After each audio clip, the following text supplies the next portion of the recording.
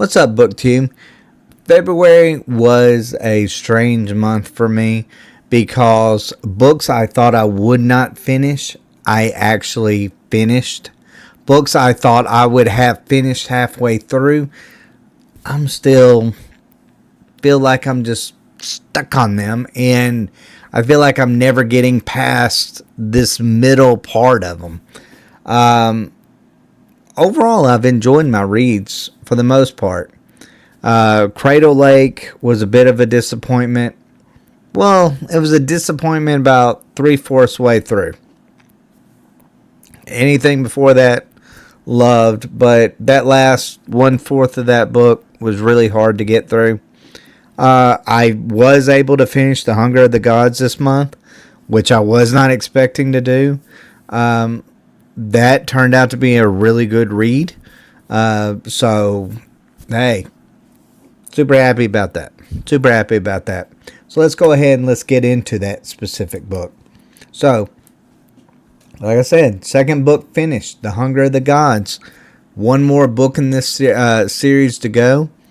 I'll admit, after reading book 2, I'm kind of saddened by that. You know, if there was one series I maybe kind of wish that was maybe about 5 to 7 books, this would be it. This would be it. This almost feels like the first law for me. Like, when I got to that last book of the first original trilogy of the first law, it's like I'm going to miss these characters. I'm going to miss these characters, and I'm not going to know what to do. Like, they're some of my favorite characters. You take Orca from, The Hunger of the Gods. I mean, she, the Bloodsworn trilogy or whatever this is called. She's one of my favorite characters. She's by far one of my favorite female protagonists, and I'm going to miss her after this series is over. I truly am. Not to give any spoilers away, maybe I already do, but The Hunger of the Gods was not a disappointment. The first book in this trilogy, it seemed like I struggled, didn't hate it, but also didn't love it until it got to the last part of it, and it was absolutely brilliant. I mean, just absolutely brilliant ending to it. That made me want to read The Hunger of the Gods. The Hunger of the Gods actually did the polar opposite for me. I actually truly loved the beginning all the way almost to the end, and then the end kind of let me down. Now, what did I personally love of this book? I loved the new POV characters, BR, Guovar, however you say his name. I'm not Viking. I don't know how to pronounce the name. Hooked on Phonics didn't work for me. And apparently to some of these Vikings, it did not work for them as well, because I don't think half of these names anyone knows how to spell. But as far as Guovar and BR is concerned, I thought they were actually really nice additions. The only problem with that is I felt like Elvar and Orca from the first book was kind of in the background. Now, I could have handled that with Elvar, because Elvar I didn't really start liking until the last half of the first book. So, but Orca, on the other hand, that was a disappointment. I felt like she took a back seat to some of these other characters like Guovar and like Bior, which was very disappointing to me. I feel like if there's one character that was from the original book that really seemed like got way more chapters than maybe he even needed, was Varg. Not to say I hated his character. I didn't hate his character by any stretch. He's actually a favorite character of mine, but I just kind of felt like the story, maybe there was parts of it that we could have skipped over a little bit. Overall, I mean, I enjoyed this book from almost beginning to end. Some of the things that I just really enjoyed was really just kind of the pacing of the book. I mean, The things I loved about it was also some of the little bit of complaints that I had. I always love Gwynne's fight scenes. I think he does a fabulous job on it. But that being said, I kind of felt like maybe some of these fight scenes got a little bit repetitive after a while. Felt like the same kind of movement, the same kind of happenings, the same kind of, well, I'm being saved at the very last minute by fill in the blank. Really hate that kind of writing. Not my favorite thing. I felt like towards the end, the action was amazing and just like right there at you.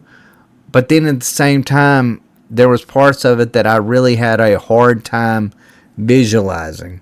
Personally, some really big scenes kind of just like threw me off. Like that last Guovar chapter, I could not visualize that in my head. And that really actually kind of bothered me. That last, fight scene, which if I could have, I would have given this book a higher rating. Like, this book was close to a 5. It really truly was. There wasn't really a part of this book where I was like, ooh, I don't want to read this chapter. That's when you know you're reading a really good book, is when, you're not wanting to put it down. You're supposed to read like a chapter 2 a day, to be able to finish. And I found myself, those last 60, 70 pages, I was like, no, I'm going to sit down and just, finish reading this. And I'm glad I did. Now, as far as like the Norse myth and all that stuff, still the same thing. Still really tired of Thought Cage. As far as the character arcs, I did enjoy the new additions, even though I have complained about maybe Orca and Elvar maybe taking a back seat a little bit. I thought Guovar and Bior really was nice additions. Surprisingly enough, Guovar was actually my favorite of this book. And I absolutely hated his character in book 1 when he wasn't a POV character. But I thought, hey, he has some like interesting things happen to him in this book. Interesting way of thinking about things, I thought. Like, he's an untrustworthy character. He knows he's untrustworthy. He knows he's kind of a snake in the grass. But he does it so well. Now, one can maybe say he knows it a little bit too well. Because, when you're in somebody's head, but they're not really telling you what is going on, that kind of is a problem in my specific mind. It's almost kind of like a third book of Red Rising for me, where that, you have that moment that is it feels like a slip from the writer. That's the way sometimes it felt with Guovar a little bit with me. But overall, I feel like the high epic saga feel was still there with the Hunger of the Gods. Love that aspect of it. Now, a lot of people can say, like I've mentioned already, there's a repetition. There's, of course, the names that just are sometimes overwhelming. At least they are for me. They're overwhelming because they all kind of blend together. And even 2 books in, I'm like, which character is with this group and which character is with that group? They all kind of sometimes blend in together. I just felt like sometimes there was a lot of action, but not enough like moments where that you needed like reflection a little bit. Sometimes it would have been nice maybe just to have a chapter where that you can kind of just reflect on what exactly happened, the consequences of something. It just felt like we went from action to action to action to action. And, hey, it kept the blood flowing. It kept me into the series or into this book. But overall, maybe could have handled just a little bit of reflection, I guess. But overall, this book really made this specific Bloodsworn trilogy one of my all-time favorites. Unless the third book just completely and totally lets me down. If it's anywhere between the first book and the second book, hey, all-time great for me. I mean, that's the way I'm personally feeling towards this. So, John Gwynne, I feel like with this book, you hit it right out of the park. Right out of the park. So overall, is this a book that I'd recommend? Yes, it would be. This is a trilogy I would recommend. This has been it's just consistent all the way through. That's just how I can explain this trilogy. It's just been consistent. There's no bad part in any of this, in any of these two books that I've read. And there probably won't be in a third. I'm so confident that there won't be in the third as well, because that's just not the way John Gwynne seems to write. Like, you might not be overly enthralled in a specific segment of a story of his, but you're also not going to be bored as well. Like, there's not those boring chapters. He is a great writer. So overall, that's what I felt towards The Hunger of the Gods. I really enjoyed it. This will be a book that I probably will reread probably in the future as well, once I get this trilogy taken care of. And I'll be glad to reread it as well. And like I said, I'd recommend it to anybody. Now, as far as the book that I replaced it with, the fourth book in the Red Rising not trilogy. It started off as a trilogy, and then it's, 6-7 books now. This is the fourth one. I think the last one's supposed to be coming out this year, or maybe next year. But as far as Iron Gold is, I'm about 4 to 5 chapters in this book. Not much I can say so far. I'm not quite sure how I'm digging the time jump. I kind of feel like I don't recognize the characters the way that I remembered them leaving off. And which is normal, because these characters have had children, and the war's in a different place, and you're kind of in this, we're not just warriors, we're politicians now kind of situation. So I don't know how I'm going to handle this book specifically. I've enjoyed it. The 4 or 5 chapters that I've actually finished, I think I'm on chapter 5. But so far I'm enjoying the read of it. I don't know how I like the multiple POVs now. That feels a little strange to me. Overall, I just kind of feel like maybe, Darrow was always one of my favorite characters, and I kind of feel strange being out of his head a little bit in this one. I kind of like the concept a little bit, where, friends on shaky ground kind of situation, but I don't know. I don't know how I feel towards this book just yet. I don't know if this is going to be a book that I'm going to look back on and go, this was the point where Red Rising completely flipped back to what I remembered it being, because I was one that I thought that the third book was a disappointment for me.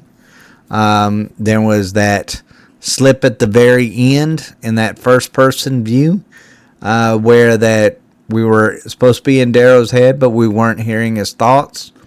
That bothered me. It still actually bothers me. I don't know if I'll ever personally get over that. That was a big deal to me. Now, it might not be a big deal to y'all, and that's perfectly fine. But as far as me, that was a consistency that should have never have happened, and it ruined most of that book for me. Not to say I was enthralled about that book in the first place. That book was, I still gave it about a 4-star, 3.5 to 4-star, but it wasn't my favorite. It wasn't my favorite. You know, after you go from Golden Sun, Red Rising, Golden Sun, those are 2 5-star reads for me, and then you go to, you know, the third one, and it fell flat to me. And I kind of, and now I feel like I'm back into this world, and I'm starting at like a new aspect of it where I don't recognize the characters that I used to know and I used to care about. And I don't know if they feel the same to me, and I don't know how I'm going to move forward in this series. Now, people say it gets a lot better. I hope it truly does. I'm not hating my time in it. I'm just also doing it from a hesitant, skeptical kind of way of reading, where I'm hoping for the best, but also feel like I'm on the precipice of something that is going to turn me off this series, and I'm not liking that as well. But again, that's just speculation on my part. It hasn't necessarily happened yet. So overall, that's my take on Iron Gold. Hopefully, this will be a chapter. Well, I mean, there's no doubt I'm going to finish this in March. This is a book that there'll be instances where I won't be able to put it down. All Pierce Brown's books are really that way. You know, you think you're just going to read a chapter and you end up reading 2-3 chapters or something. So I have a feeling this is probably going to be that way too. Whether I love it or hate it, it's still going to be that way because they're just so easy to read. But overall, not bad, not great. Really shocked that I don't recognize the characters that I spent the last 3 books with. That's just my specific view of Iron Gold so far. All right, now as far as Lockwood and Company, I'm on the 4th book of that, The Creeping Shadow.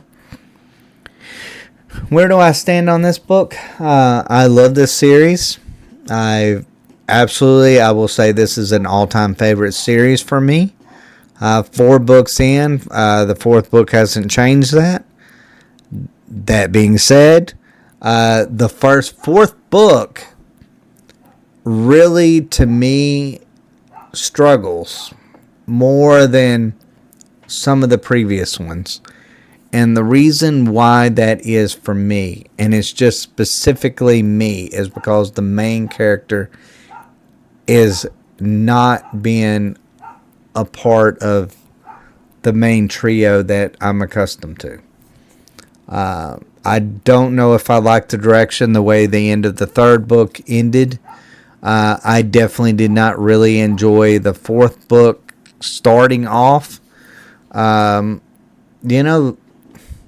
like when you replace Hermione, Ron, and Harry and you separate them, it's just not the same. That's the way this felt to me. Another big problem that I do have, but I have it with all Lockwood and Company books, is, look, you're about 3/4 of the way through before you actually get to the actual name of the book. Yeah, like now we're getting to The Creeping Shadow. Why can't this whole book be about that? Why can't any of these books be about that? It just always takes so long to get to where we need to be. Or it seemed like what should be the main plot. Not to say I don't enjoy the journey, but at the same time, this one's been a little harder for me simply because that journey has not been with a lot of the characters that I personally care about. So that's the way I feel towards it. It is getting, I'm probably about the 75% way through with this, The Creeping Shadow. it's getting to an interesting part of it. It's getting to a part that I'm really excited to find out what's going on. But then at the same time, I'm just like, it just maybe took a little bit longer to get there than what I would have liked. But overall, I still enjoy my time with this series. So hopefully by the next update, I will be done with this book. Hopefully.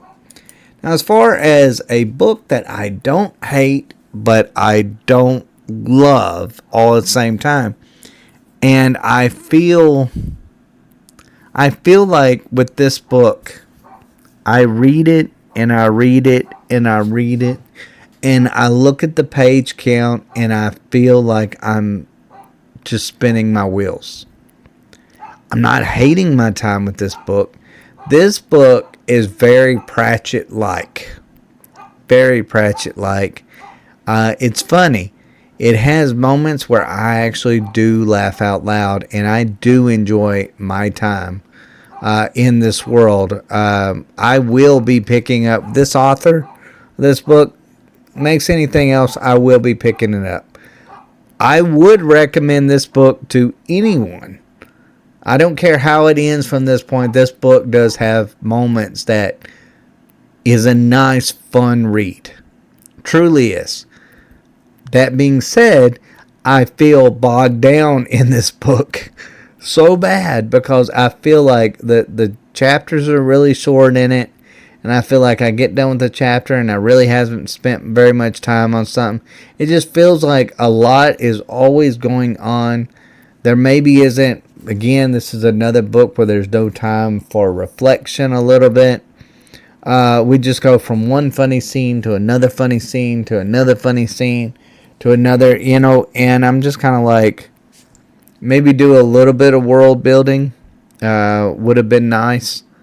Overall, it's a great book. It really, truly is. It's a great book.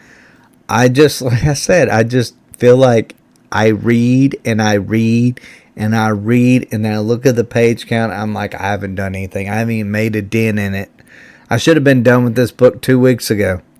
For some reason, I'm still on this book.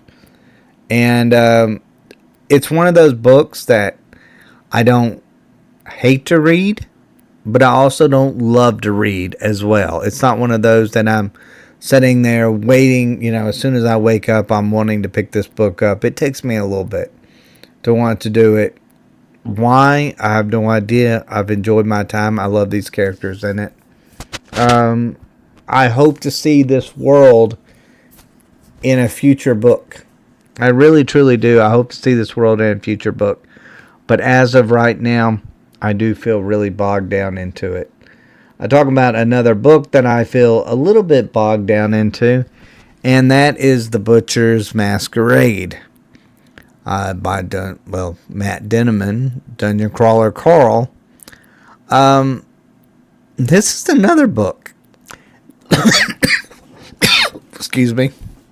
I have enjoyed my time with it, but all at the same time, I just feel like I'm getting nowhere. I was hoping that I'd finish it by the end of this month. That did not happen. And I don't know. I feel like I read and I read and I read and I read, and I love my time with these characters. I still do. But I feel like maybe the Hunter story has taken its toll on this book. A lot of repetition in my eyes. A lot of spending time with characters that maybe I don't care about. I mean, that's just really what it kind of comes down to. There's a lot of characters in this book that I really don't care about. And that's saying something, because if there's one thing Dungeon Crawler Carl actually usually has, is a fun world and a fun side characters. Where on this one, the world is very bland. Like, the world just feels very bland. They just feel like they're in a situation where they're in a town, and then hunters come in and they fight them for a little bit, and then they go back out. Like, there's nothing that I can recall offhand where I'm like, you know what? That's interesting world building. I haven't found that yet so far in this book. So it's been a little bit of a letdown. A little bit of a letdown. Now, what is a little bit of a letdown from a Dungeon Crawler Carl book? I think the worst one that I gave a rating to was a 3, probably about 3 to 3.5 stars, which was the third book. So this rating goes from like 3 to 5. This one will probably be about a 3.5 to 4 star as of right now, unless it just picks up and there's just something amazing that happens in it. But overall, I feel like I'm spinning my wheels a little bit with this one. I feel like I should have been done a long time with this one, and unfortunately, I'm still in it. And when you say the word unfortunately, that kind of tells you how you feel about this book. But overall, guys, that is my weekly update. Hopefully I will have 1 to 2 books finished by the beginning of March. What I will be starting after that, I am really thinking that I'm probably going to start the third book of the Sun Eater trilogy. Or not trilogy, I keep saying the word trilogy, it's not trilogy. But I'm going to that's probably going to be the one I'm going to go towards. I am going to finish so many series this year. I'm going to finish it. I'm going to try to be done with this. I might even go towards the third Bloodsworn trilogy, the book in that. But I don't know. I'm already getting too far ahead of myself thinking about the books I'm going to start when I've still got 2 that I really, really, really need to hurry up and finish. But overall, guys, let me know what y'all think. What did y'all think of The Hunger of the Gods? What did you think about Iron Gold? Am I off about the beginning of Iron Gold? What about the books of Lockwood and Company? Like, am I missing the mark on that one as well? Let me know in the comments down below. And as always, guys, thank y'all for watching, and y'all take care.